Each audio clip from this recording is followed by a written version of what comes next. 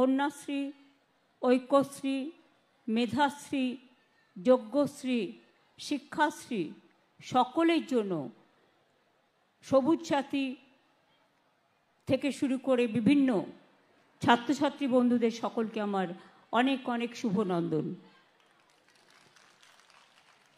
অনেক মা বোনেরা এসছেন অনেক দূর প্রান্তর থেকে, নদী বিস্তৃত এলাকা, অনেক দূর দূর থেকে অনেক কষ্ট করে তারা এসছেন।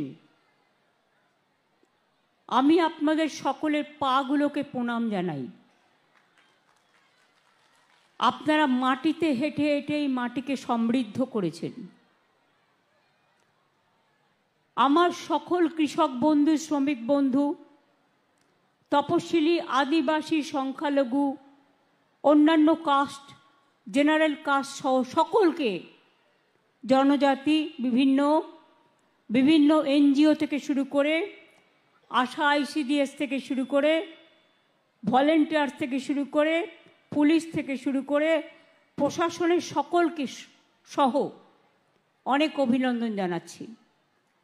আমার সাথে chief secretary mister Manoj Pant এসছেন, আমাদের ডিজি পুলিশ রাজীব কুমার এসছেন, আমাদের fire brigade minister Sujit Bose এসছেন, সাংসদ কাকুলি ঘোষ দস্তিদার এসছেন, আমাদের এখানে এসছেন শ্রীমতী বীণা মণ্ডল এমএলএ, কাজী আব্দুর রহিম, রবিউল ইসলাম। আপনারা জানেন নুরুল ইসলামকে আপনারা জিতিয়েছিলেন, নুরুল মারা গেছে, তার জীবনে অনেক কাজ করেছে সে।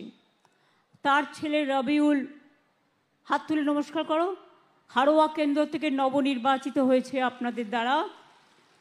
এছাড়াও আসে উষারানী মণ্ডল, আমাদের এমএলএ, মিনাখা, সুকুমার মাহাতো সন্দেশখালী, ডাক্তার সপ্তর্ষি ব্যানার্জি বসিরহাট দক্ষিণ বিধানসভা, রাফিকুল ইসলাম মণ্ডল উত্তর বসিরহাট, দেবেশ মণ্ডল হিঙ্গলগঞ্জ, এখানকার জেলার ডিএম জেলা শাসক হচ্ছেন শরৎ কুমার দ্বিবেদী, এবং ডাক্তার হোসেন মেহেদি রহমান এখানকার এসপি আছেন।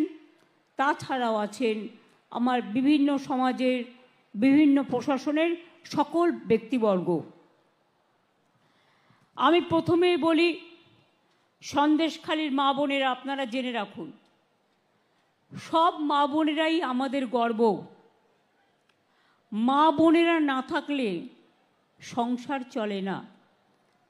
আমরা স্বাস্থ্যসাথী কার্ডের হেড করেছি ফ্যামিলির হেড মহিলাকে। কেন করেছি? কারণ মা বোনেরা ছাড়া সংসারের কোনটা সুবিধে, কোনটা অসুবিধে, কোনটা করা উচিত, কোনটা করা উচিত না, সবটাই আমার মা বোনেদের ঘিরে। তাই আপনাদের সকলকে আমি ইংরেজি নববর্ষের, আপনারা জানেন আজকে 30শে ডিসেম্বর, কালকে 2024 শেষ হবে, 31শে ডিসেম্বর, আর আগামী পরশু 1 জানুয়ারি, অর্থাৎ 1 জানুয়ারি 2025 সাল শুরু হবে।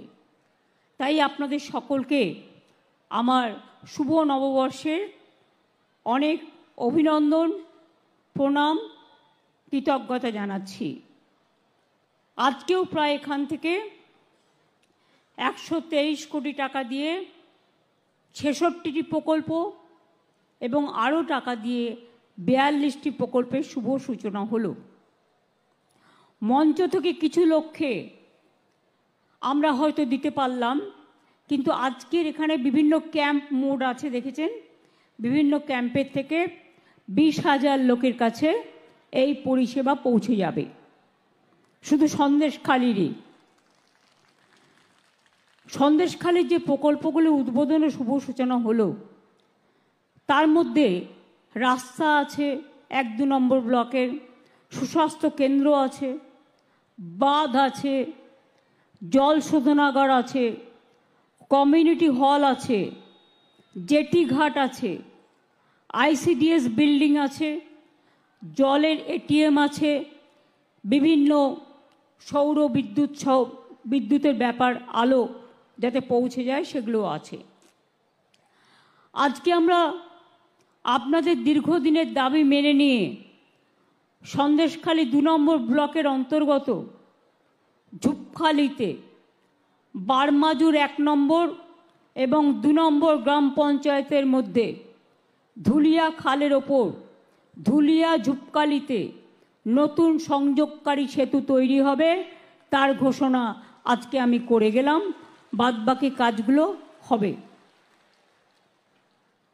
আমি বসিরহাট সাব ডিভিশন নিয়ে এখানে বলবো না, অনেক কাজ হয়েছে এবং আপনাদের জেলাতেও নতুন জেলা হবে আগামী দিন, নতুন সাব ডিভিশন হবে। সেগুলো যখন হবে, কারণ আপনাদের অনেক দূর দূরান্ত থেকে যেতে হয়, তাই কাছাকাছি পরিষেবা দেওয়ার জন্য এগুলোর ব্যবস্থা করা হচ্ছে। জল স্বপ্ন প্রকল্পেও আমি বলি পানীয় জল, শিক্ষা, স্বাস্থ্য বিভিন্ন ব্যাপারে আমরা যেদিন থেকে ক্ষমতায় এসেছি প্রায় 23,000 কোটি টাকা এই উত্তর 24 পরগনা জেলাকে দেয়া হয়েছে। এছাড়াও 2,13,000-এর বেশি প্রকল্প নেওয়া হয়েছে, যার মধ্যে 1,53,000-টির কাজ সম্পূর্ণ হয়েছে।